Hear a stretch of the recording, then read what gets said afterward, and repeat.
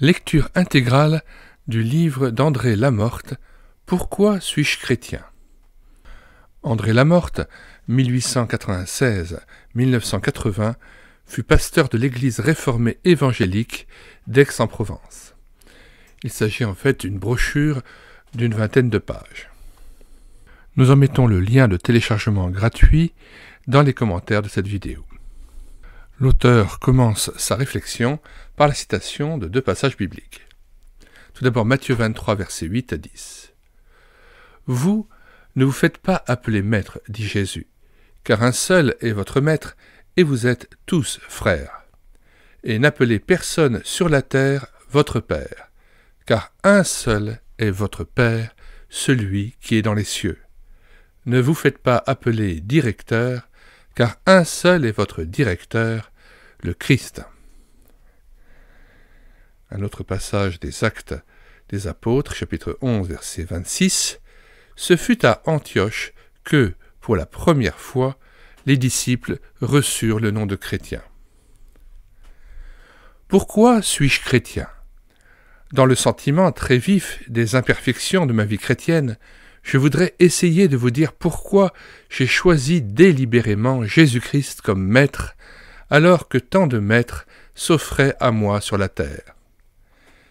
Car, si je suis chrétien et non musulman ou athée, ce n'est pas parce que j'ai reçu le baptême à l'âge de 8 jours ou parce que mes parents étaient membres d'une église. C'est par une décision personnelle. Une définition du « chrétien » entre guillemets s'impose d'abord, quand on songe combien ce vocable, donné à Antioche de Syrie aux premiers disciples de Jésus, a été défiguré, bafoué, compromis depuis 2000 ans.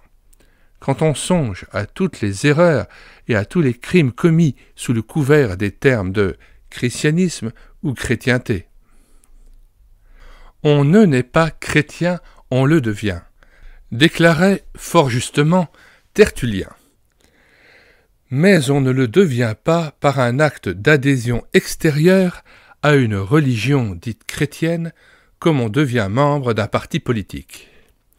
On n'est pas chrétien simplement parce qu'on s'astreint à suivre plus ou moins régulièrement les offices d'une église, parce qu'on fait ses Pâques, ou qu'on se rend à confesse, ou même parce qu'on lit la Bible par devoir et sans y engager son cœur.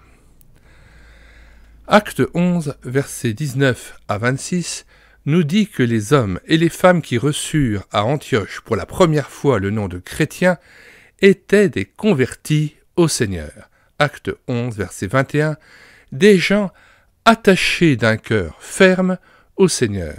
Acte 11, verset 23. Être chrétien, d'après la Bible, c'est avoir fait un choix. C'est avoir librement choisi Jésus-Christ comme son Sauveur et son Seigneur. Après avoir reconnu que l'on était un pécheur, voué par le péché à la colère de Dieu, c'est avoir accepté le salut accompli par Christ à la croix. Nous répétons les deux dernières phrases. Être chrétien, d'après la Bible, c'est avoir fait un choix. C'est avoir librement choisi Jésus-Christ comme son Sauveur et son Seigneur. C'est avoir reconnu que l'on était un pécheur, voué par le péché à la colère de Dieu. C'est avoir accepté le salut accompli par Christ à la croix. La conversion, c'est cela, un acte personnel de renoncement au péché et d'adhésion au pardon gratuit que Dieu nous offre en son Fils. Mais être chrétien, c'est encore reconnaître en Christ son Seigneur, c'est-à-dire la souveraineté de Christ sur notre vie. Un chrétien doit être un disciple de Jésus et un témoin de Jésus. Disciple et témoin, non en parole, mais par tous les détails de sa vie, en tout temps et en tout lieu. Il doit en être, pour lui comme pour Pierre et Jean, devant le Sanhédrin. Ses adversaires, comme ses amis, doivent reconnaître qu'il a été avec Jésus. Quant à nous, si imparfaite que puisse être notre vie de chrétien, mais ardemment désireux d'honorer toujours plus celui qui nous a rachetés, nous avons la profonde conviction que Christ est le seul Maître digne de ce nom, et nous n'en voulons point d'autre. Nous n'en voulons point d'autre pour bien des raisons, dont 3 nous paraissent essentielles. Voici la première.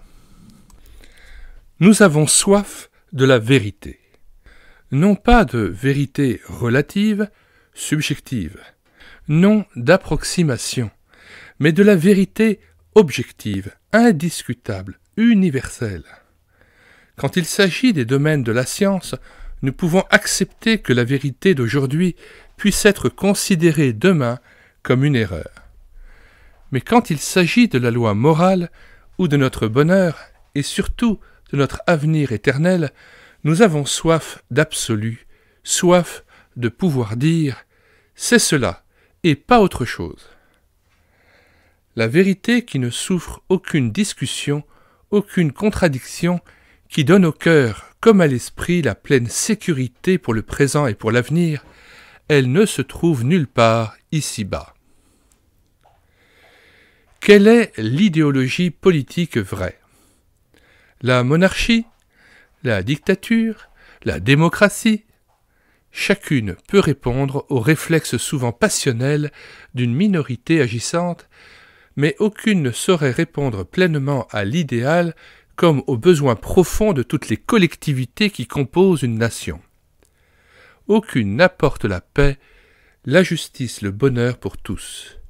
Toutes sont, plus ou moins, entachées d'erreurs, de compromis, de passions partisanes. Quelle est la philosophie vraie? Le rationalisme, le déterminisme, l'existentialisme? Depuis des siècles et des siècles, pareil à Sisyphe, l'homme essaie en vain d'atteindre la vérité sur le monde et sur lui-même au travers des spéculations intellectuelles. Aucune philosophie ne parvient à satisfaire sa soif. Aucune ne peut lui apporter l'explication de ses origines et la clé de sa destinée. En désaccord entre elles, les doctrines philosophiques ne sauraient résoudre le problème de la connaissance qui hante nos esprits, ni donner à nos cœurs la sécurité morale et spirituelle à laquelle ils aspirent. Tant il est vrai que les plus hautes spéculations de la pensée humaine n'ont rien de commun avec la vérité, qu'elles nous éloignent de la vérité plus qu'elles ne nous en rapprochent. La condition de toute connaissance, disait le grand savant Einstein, est dans l'abdication de la pure raison. Quelle est la science historique vraie? L'histoire n'est-elle pas fondée avant tout sur les faits? En réalité, l'histoire est tributaire des historiens. Ceux-ci commentent les faits, les interprètent et souvent les déforment. L'histoire de la Réforme se révèle fort différente selon qu'elle nous est transmise par un auteur catholique ou par un auteur protestant. Et que d'opinions ou de conclusions différentes, voire contradictoires, entre plusieurs auteurs protestants. En somme, nous vivons dans un monde où tout est problème, hypothèse, incertitude. Bien fragile et décevant est le fondement des connaissances humaines. Il en va tout autrement pour le croyant chrétien. Le chrétien sait que la vérité ne se trouve ni en lui, ni dans le monde pécheur, qu'elle ne saurait être une réalité abstraite. Il sait que la vérité est une personne, la personne même de Jésus-Christ. « Je suis la vérité », a déclaré Jésus-Christ. Nous lisons le passage en contexte, Jean 14, versets 5 à 7. Thomas lui dit, « Seigneur, nous ne savons où tu vas, comment pouvons-nous en savoir le chemin ?» Jésus lui dit, « Je suis le chemin, la vérité et la vie. Nul ne vient au Père que par moi. Si vous me connaissiez, vous connaîtriez aussi mon Père, et dès maintenant vous le connaissez et vous l'avez vu. » Retour au texte. Tant que les hommes, des hommes d'Église même, chercheront la vérité dans les cogitations philosophiques ou théologiques, ils ne la trouveront pas. On ne peut la trouver qu'en trouvant Jésus-Christ, le Christ des Écritures, mort pour nos péchés, ressuscité pour notre justification, glorifié pour notre éternelle rédemption. La rédemption, c'est-à-dire le rachat. Lui seul, par son exemple et par sa parole, peut nous révéler toute la vérité sur la sainteté, car il est saint. Sur l'amour, car il est amour. Sur le ciel, car il est venu du ciel et y est remonté. Sur le salut de nos âmes, car il en est l'auteur. Il n'y a de salut en aucun autre, s'écriait l'apôtre, car il n'y a sous le ciel aucun autre nom qui ait été donné aux hommes par lequel nous devions être sauvés. Acte 4, verset 12. Voilà pourquoi je suis chrétien. Parce que Christ est la vérité, et parce que Christ et lui seul m'a donné toute la vérité sur ma vie de péché, sur l'impossibilité d'en sortir par moi-même et de me sauver moi-même. Et parce que Christ et lui seul, en prenant possession de ma vie, brise en moi les chaînes du péché, me fait participant de sa victoire sur la mort, et remplit mon cœur d'une paix et d'une espérance que rien au monde ne saurait me ravir. Voilà pourquoi nous exhortons tout homme, assoiffé de vérité, à renoncer à cet égard aux stériles recherches qui ne conduisent qu'à des impasses ou au désespoir, et à s'attacher résolument à celui qui est la vérité, au Christ qui seul peut affranchir de tous les troubles, de tous les équivoques, de tous les mensonges, et édifier notre vie dans la certitude et dans la paix. Ce sont les entorses à la vérité, les mensonges et les compromis qui troublent nos relations avec les hommes, qu'ils soient imputables aux autres ou à nous-mêmes. Quel sujet de souffrance aussi quand nous n'avons aucune certitude absolue sur notre destinée et sur la destinée de nos bien-aimés. L'homme a soif de vérité et il demeure asservi à un monde de péché qui le condamne à vivre dans l'insatisfaction permanente des demi-jours, des demi-mesures et des mirages décevants. Christ seul peut lui apporter la vérité. Si vous demeurez dans ma parole, disait Jésus, vous connaîtrez la vérité, et la vérité vous affranchira. Jean 8, versets 31 à 32. Si nous avons soif de vérité, nous avons aussi soif de liberté. Et la liberté, comme la vérité, ne nous est donnée que par Jésus-Christ. Si le Christ vous affranchit, vous serez réellement libre. Jean 8, verset 36. Jésus disait cela à des Juifs. Il le disait à des pécheurs, à des hommes qui prétendaient vivre leur vie ou vivre leur religion en se passant de lui. C'est donc à tout homme, quel qu'il soit, à tout homme pécheur, que Jésus déclare « Si le Fils vous affranchit, vous serez véritablement libre. » En dehors de Christ, l'homme ne serait-il donc point libre? Non, car il demeure asservi, qu'il le veuille ou non, qu'il le croie ou non, à la loi naturelle du péché.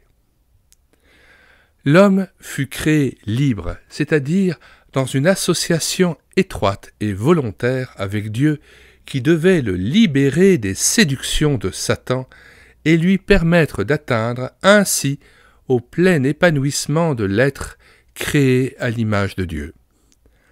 En cédant aux sollicitations de Satan, il s'est rendu indépendant de Dieu, mais il a gâché sa liberté. Au nom de son indépendance, l'homme naturel, livré à ses instincts, peut se permettre tous les excès. Vol, violation de la liberté d'autrui, meurtre, jusqu'au jour où une contrainte légale lui apprend qu'il y a un abîme entre la liberté et l'indépendance. Le chauffeur au volant de sa voiture est indépendant. Il peut faire du 140 km à l'heure, il peut brûler les feux rouges, écraser les lignes jaunes, doubler à droite. Oui, il peut se permettre toutes ces extravagances, jusqu'au jour où, se tuant peut-être lui-même, il entraînera dans la mort des victimes innocentes. L'homme a été créé libre, mais dépendant de Dieu. Sa liberté devait s'exercer sous la tutelle et le contrôle de Dieu. Elle ne pouvait être réelle et bénéfique qu'à cette condition. À partir de l'instant où il usait de sa liberté pour écouter la voix de l'ennemi de Dieu et pour le suivre, il devenait indépendant de Dieu, mais esclave de Satan. Il renonçait à la véritable liberté. La liberté de faire le bien, d'aimer son Dieu et son prochain, de construire un monde de paix et d'harmonie. Il perdait la clé de son bonheur et du bonheur de l'humanité. Quiconque se livre au péché est esclave du péché, dit Jésus, Jean 8, verset 34. Telle est la situation de l'homme naturel depuis la chute de nos premiers parents. Le péché n'est pas autre chose que la révolte sourde ou déclarée contre Dieu, le refus de lui obéir et de l'aimer, la prétention d'être seul maître de ses actes, de ses pensées, de sa destinée. Émancipé de la tutelle divine, l'homme s'est livré à l'esclavage tyrannique du péché, que ce péché est non, orgueil, passion, jalousie, instinct maléfique, impureté, mensonge. Alors, l'expression que ce péché est non, orgueil, c'est-à-dire que ce péché est le nom d'orgueil. Retour au texte. Quelqu'un dira peut-être, mais cette situation est celle des grands pécheurs, des athées notoires. Elle ne saurait être la mienne. Moi, j'ai des principes de morale, je suis un homme religieux, je me garde de commettre des fautes graves. Soyons honnêtes. Ni la loi morale, ni la loi religieuse ne peuvent faire de nous des êtres libres à l'égard du péché. La peur du gendarme, la crainte de l'opinion, le désir de mieux faire sont sans doute autant de digues à l'action néfaste de l'ennemi, mais la loi du péché demeure, dominatrice et tyrannique. Relisons l'expérience de saint Paul, Romains 7, versets 14 à 23. Nous savons en effet que la loi divine, est spirituelle. Mais moi, je suis charnel, vendu au péché. Car je ne sais pas ce que je fais, je ne fais point ce que je veux, et je fais ce que je hais. Et maintenant, ce n'est plus moi qui le fais, c'est le péché qui habite en moi. Je ne fais pas le bien que je veux, et je fais le mal que je ne veux pas. Et si je fais ce que je ne veux pas, ce n'est plus moi qui le fais, c'est le péché qui habite en moi. Je trouve en moi cette loi. Quand je veux faire le bien, le mal est attaché à moi, car je prends plaisir à la loi de Dieu selon l'homme intérieur, mais je vois dans mes membres une autre loi qui lutte contre la loi de mon entendement et qui me rend captif de la loi du péché qui est dans mes membres. Ce conflit entre la loi du péché et la loi de Dieu, entre la volonté de faire le bien et l'incapacité de vaincre le mal, ne serait-il pas le tien, cher lecteur, comme il fut celui du grand apôtre? Il est le mien aux heures de défaillance spirituelle, lorsque s'efface la maîtrise de Christ sur ma vie et que Satan essaye de reprendre la place perdue. Alors, comme l'apôtre, assoiffé d'une libération toujours plus totale, je m'écrie « Misérable que je suis, qui me délivrera du corps de cette mort ?» Romains 7, verset 24. Car il est là, notre corps, et avant de mourir, pour la glorieuse résurrection, il demeure le lieu de prédilection des attaques de l'ennemi. Une seule issue à cette situation redoutable, Jésus-Christ. Grâce soit rendue à Dieu par Jésus-Christ, notre Seigneur. Romains 7, verset 25. Tel est le cri de victoire de saint Paul, qui, plus tard, pleinement assuré en Christ, pourra dire « Je puis tout par Christ qui me fortifie ». Que Christ devienne le Seigneur incontesté de nos vies, qu'il prenne en nous toute la place, et il se chargera d'interdire à Satan l'accès de nos cœurs. À l'illusoire indépendance qui nous liait au péché, Christ substituera, remplacera la vraie liberté que Dieu a voulu pour nous, la liberté glorieuse des enfants de Dieu. Romains 8, verset 21. Quelle est ton expérience, lecteur? Es-tu l'esclave, en dépit de ton moralisme ou de tes principes religieux, de quelque passion qui lie ta chair, ton esprit ou ton cœur? Tu ne peux t'en délivrer toi-même, et rien au monde ne peut t'en délivrer.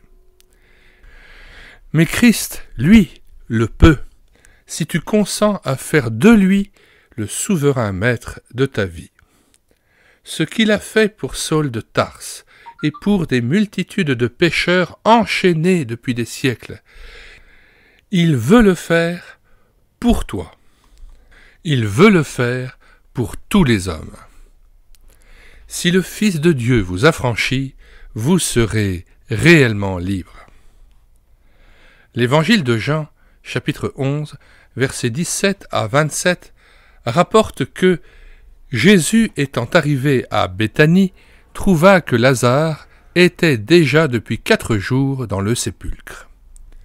Lorsque Marthe apprit que Jésus arrivait, elle alla au-devant de lui, tandis que Marie se tenait assise à la maison.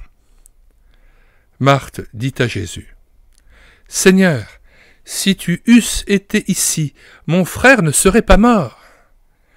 Mais maintenant même, je sais que tout ce que tu demanderas à Dieu, Dieu te l'accordera. » Jésus lui dit, « Ton frère ressuscitera. » « Je sais, lui répondit Marthe, qu'il ressuscitera à la résurrection au dernier jour. »« Je suis la résurrection et la vie, lui dit Jésus. Celui qui croit en moi vivra, quand même il serait mort. Et quiconque vit et croit en moi ne mourra jamais. Crois-tu cela ?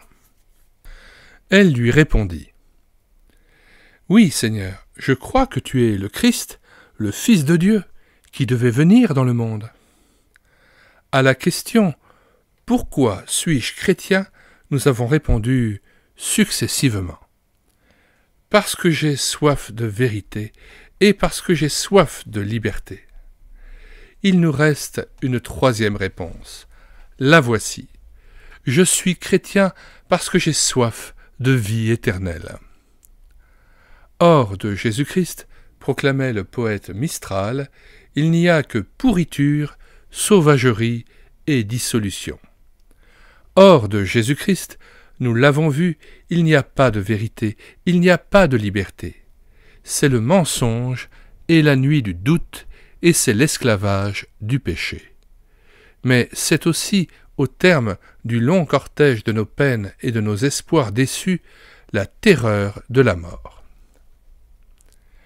Quelqu'un a dit, avec raison, que presque toutes les vérités chrétiennes avaient été attaquées par des ennemis acharnés, mais qu'aucun d'entre eux n'avait jamais osé dire « Je ne mourrai point ». S'il l'avait osé, il aurait été immédiatement confondu face à des milliers d'années d'expérience.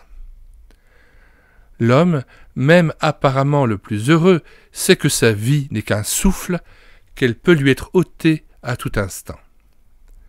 La mort a tendu des pièges tout autour de nous, maladies de toutes sortes, calamités diverses, accidents sur terre, sur mer et dans les airs. La science, au lieu de diminuer la crainte de la mort, l'accentue au contraire chaque jour. D'aucuns peuvent se vanter, narguant l'expérience, qu'ils n'ont rien à redouter, et au moment où ils y pensent le moins, la mort vient poser sur eux sa main glacée. Tel qui sort de sa demeure, plein de vie et de santé, est ramené chez lui, terrassé par la mort. La mort n'a point égard à l'apparence des individus, à leur qualité, à leur réputation. Elle pénètre dans le palais comme dans la chaumière la plus humble et fait main basse sur ses victimes, quelle que soit leur situation, leur condition sociale. Samson avec sa force, Salomon avec sa sagesse, Alexandre avec ses victoires, Crésus avec ses grandes richesses n'ont pu l'éviter. La mort est une puissance à laquelle nulle autre puissance ne résiste, et c'est à elle qu'aboutit tout ce qui vit. Devant le sinistre et inéluctable épilogue de cette vie terrestre, la révolte monte au cœur des plus incrédules, comme monte au cœur des croyants qui savent que la mort est le salaire du péché, l'ardente soif de la vie, d'une vie éternelle. L'homme sent profondément qu'il n'a pas été créé pour mourir, que la mort est un non-sens. Son intelligence, son cœur, appellent pour lui et pour ceux qu'il aime non seulement une survie, mais une vie meilleure que cette vie-ci.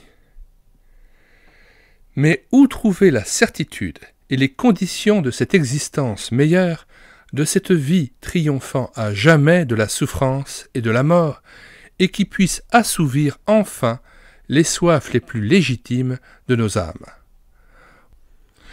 Aucun philosophe, ni dans l'Antiquité, ni dans les temps modernes, aucun moraliste, aucun fondateur de religion n'a jamais pu répondre. Tous furent ou sont, comme moi, des hommes limités, ignorants. Tous nous abandonnent à cette sombre perspective. Après la mort, tout est fini. Nous aurons nos 6 pieds de terre, et ce sera notre seule propriété ici-bas. Mais si notre organisme physico-chimique doit achever sa carrière dans la poussière de la terre, nous avons une âme qui, si détachée qu'elle puisse être de son Créateur, porte toujours en elle le souvenir de sa divine origine. Et cette âme a soif d'une éternelle vie. Qui donc apaisera cette soif? Christ seul peut l'apaiser, et lui seul peut nous révéler le chemin de la vie éternelle. Car Christ a vaincu la mort. Le tombeau de Joseph d'Arimathée, où fut déposé le corps du crucifié, était vide au matin de Pâques, et l'incrédulité n'a jamais pu prouver que la résurrection du Seigneur Jésus fut un mensonge. Oui, notre corps de chair doit mourir, mais cette mort qui sera la fin de nos errements et de nos souffrances, cette mort, salaire du péché, n'engloutira pas l'essence même de notre être. L'Écriture nous apprend qu'après la mort, il y aura une résurrection, soit pour le jugement, c'est-à-dire pour une éternité d'expiation, soit pour la vie du ciel, pour ceux qui, sur cette terre, auront accepté d'être purifiés de leurs péchés et rachetés par le sang de Jésus-Christ. Comme il vaut la peine donc de nous ranger sans tarder, puisque nous ignorons l'heure de la mort, du côté de Christ, de nous placer aujourd'hui au bénéfice de son salut afin de partager un jour le privilège insigne de sa glorieuse résurrection.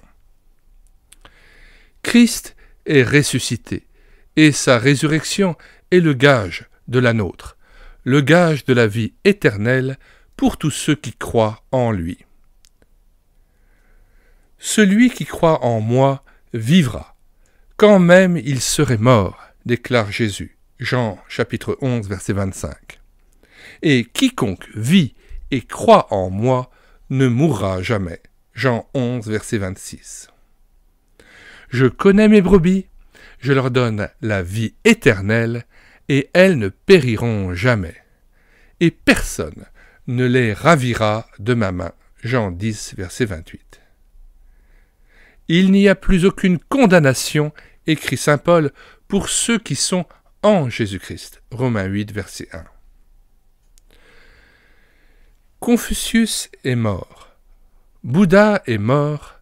Mahomet est mort. Christ seul a vaincu la mort. Et désormais, pour ceux qui lui appartiennent, la mort n'est plus la reine des épouvantements. Elle n'est que la transition entre la vie terrestre, précaire et pécheresse, et la vie sainte, parfaite et bienheureuse du ciel.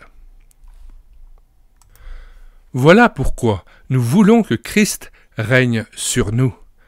Voilà pourquoi nous voulons proclamer Christ au monde. À ceux qui ont soif de vérité, nous disons « Venez à Christ, car il est la vérité. » À ceux qui ont soif de libération, nous disons « Venez à lui, car il délivre. » À ceux qui ont soif de vie éternelle, nous disons « Venez à lui, car il est la vie. » Fin de la lecture de cet ouvrage du professeur et pasteur André Lamorte, « Pourquoi suis-je chrétien ?» Nous rappelons que nous en mettons le lien de téléchargement gratuit dans les commentaires de cette vidéo, ainsi que le lien vers différentes playlists que nous avons constituées sur cette chaîne YouTube et l'écouter Sa Parole, site que nous avons bâti en synergie avec le site internet médiathèquechrétienne.fr afin d'assurer la réédition numérique des ouvrages chrétiens épuisés et non réédités comme l'était cet ouvrage. Nous en sommes maintenant à près de 1200 ouvrages numérisés, réédités, présentés sur cette chaîne et téléversés sur le site internet médiathèquechrétienne.fr. Puissiez-vous en faire votre miel. Je rappelle que tous les ouvrages que nous présentons dans les playlists dont nous vous donnons le lien dans les commentaires de cette vidéo, tous les ouvrages présentés peuvent être téléchargés gratuitement et sans inscription en Word ou en PDF sur ce site internet médiathèquechrétienne.fr. Vous tapez sur la barre de recherche Google médiathèquechrétienne.fr, vous arrivez sur le site, vous cliquez sur Livres à télécharger et vous faites une recherche par ordre alphabétique d'auteur. Puis, une fois que vous avez choisi l'auteur, vous choisissez le livre que vous voulez et vous cliquez sur Lire, écouter, télécharger. Je présente l'ouvrage et tout à fait en bas, vous avez 3 onglets, un télécharger en PDF, l'autre onglet télécharger en Word, ou alors écouter la présentation de l'ouvrage sur YouTube comme je le fais actuellement. Si vous voulez connaître les différents ouvrages que nous avons numérisés et présentons sur cette chaîne tous les jours, les audiobooks que nous assurons, les cantiques que nous mettons en parole, eh bien abonnez-vous à cette chaîne, elle écoutait Sa Parole. Nous mettons dans les commentaires de cette vidéo le lien de téléchargement gratuit de cet ouvrage. Le téléchargement se fera à partir du site internet médiathèquechrétienne.fr, site que j'ai bâti en synergie avec cette chaîne YouTube Elle écoutait Sa Parole, afin d'assurer la réédition numérique des ouvrages chrétiens épuisés et non réédités. Comme l'était cet ouvrage, nous vous invitons donc à vous rendre sur le site internet médiathèquechrétienne.fr afin de pouvoir profiter et de pouvoir télécharger gratuitement les 1000 ouvrages que nous avons déjà numérisés et mis à votre disposition. Il n'est nul besoin de s'inscrire, vous pouvez directement accéder à partir de la page d'accueil à l'onglet Livres et là regarder les dizaines d'auteurs et les centaines d'ouvrages qui sont déjà disponibles en téléchargement gratuit. Si vous voulez connaître les différents ouvrages que nous numérisons tous les jours et présentons sur cette chaîne YouTube Elle écoutait Sa Parole, les audiobooks que nous prenons en charge, les albums ou BD que nous lisons avec caméra de document, mais aussi les cantiques que nous mettons en parole, afin de nourrir votre louange individuelle ou en assemblée, abonnez-vous à cette chaîne YouTube Elle écoutait Sa Parole. Nous vous disons au revoir et à bientôt.